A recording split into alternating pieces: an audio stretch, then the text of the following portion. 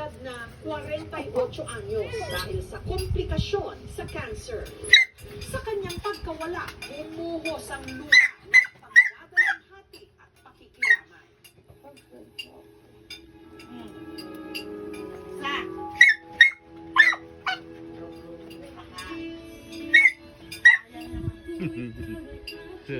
Mamaya yan, karatihin ka talaga dyan mamaya. Sa Mindanao, si Mercy na sa pagbirit, no mercy rin. Walang awat ang kanyang boses, napakataas.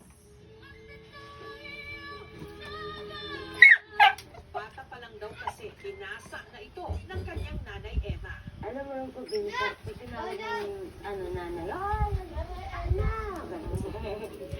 Hasakin si Mercy sa kaliwata ng amateur singing contests. Hanggang taong 1995, si Mercy at ang kanyang kapatid na si Juliet naging lead vocalist ng isang banda, ang Aegis Sound Trippers, na nagtanghal sa mga club sa Japan. Ngunit naging mabagal daw noon ang ikot ng gulong ng buhay para sa banda. Alas di kami kumakain. Marami nag-recording noon, pero talagang hindi nag-hit, diba? So kami kinakabahan kami kasi paano na lang yung pamilya namin.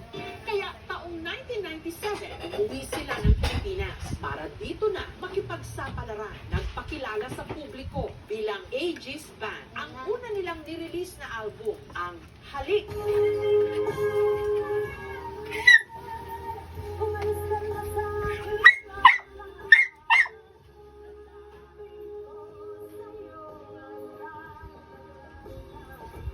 Kailan nyo na naramdaman na sikat ng Aegis? Yung tumaas na yung well. Pag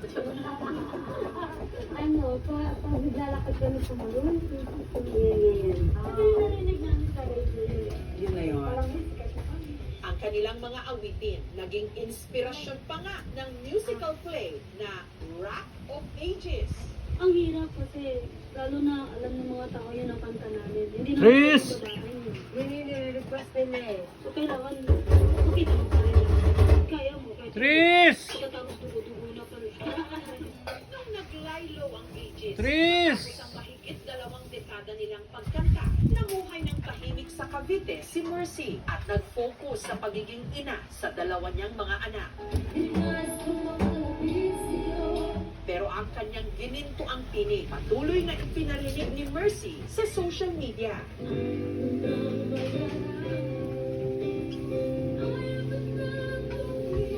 Tris!